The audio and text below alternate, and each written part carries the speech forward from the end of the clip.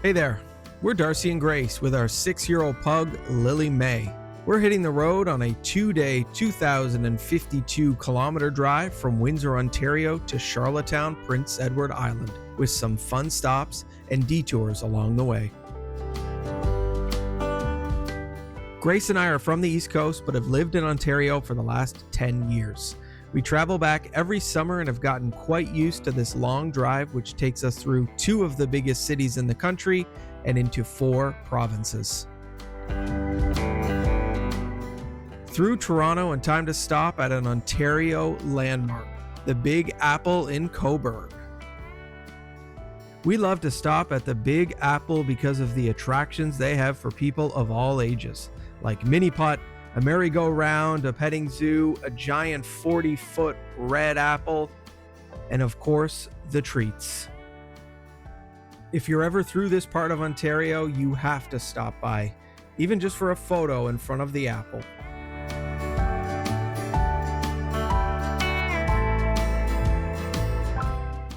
Back on the road and into the province of Quebec, and we're welcomed by rain.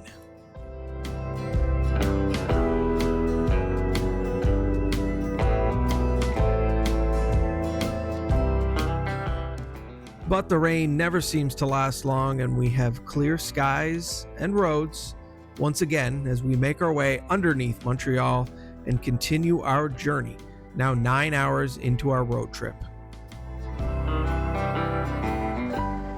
During such a long road trip, it's important to make it enjoyable along the way, and we do that, like stopping at the Madrid 2.0 rest stop near Drummondville, Quebec. We love these giant dinosaur statues, and there's also a gas station and some restaurants here as well, making this a one-stop shop to break up your day on the road.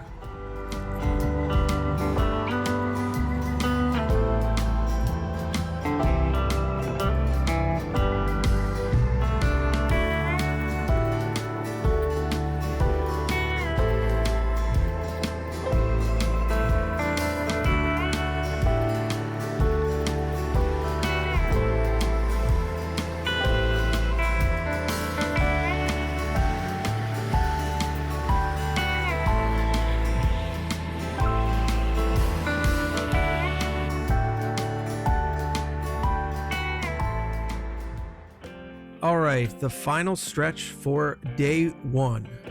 Only an hour and 45 minutes left until we get to our hotel for the night. Let's talk about the cost of this road trip from Windsor to PEI.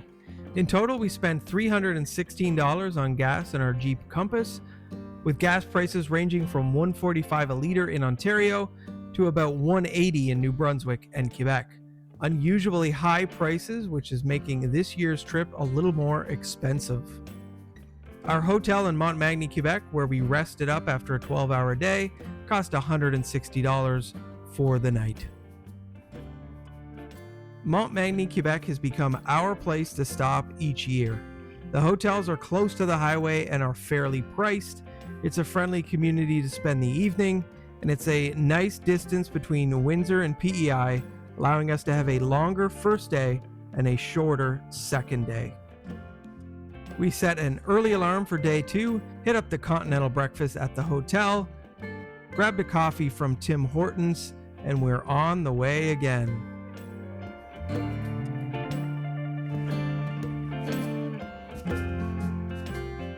Two and a half hours later, and we are in our 3rd province of the trip. Welcome to New Brunswick. And we're stopping at a place we've always wanted to stop, the world's longest covered bridge located in Hartland, New Brunswick. This is a 1,282-foot covered bridge over the St. John River, which was originally opened in 1901, although it was uncovered at the time. It was fully covered in 1922 and has been a treasured New Brunswick landmark ever since. Very cool experience. We went through it twice before moving on once again.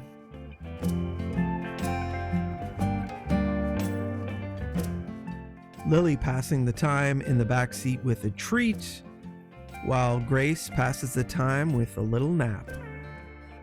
It's always exciting to see our first signs for Prince Edward Island.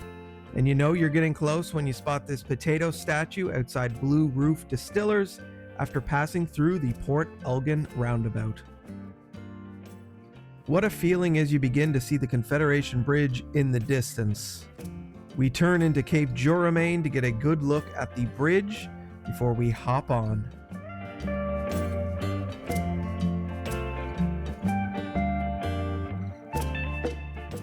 The Confederation Bridge is an impressive structure, carries the Trans-Canada Highway across the Northumberland Strait, and connects Prince Edward Island with the rest of Canada.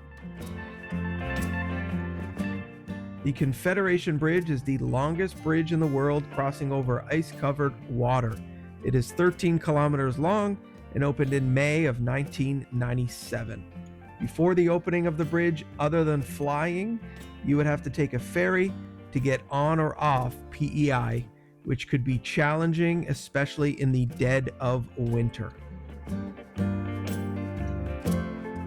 It takes about 15 minutes to drive across the Confederation Bridge, where you arrive in Borden, Carleton, Prince Edward Island. It's free to cross from New Brunswick to PEI, but costs $20 when leaving the island. When our tires hit PEI after such a long road trip, the journey feels over as we're back in familiar territory.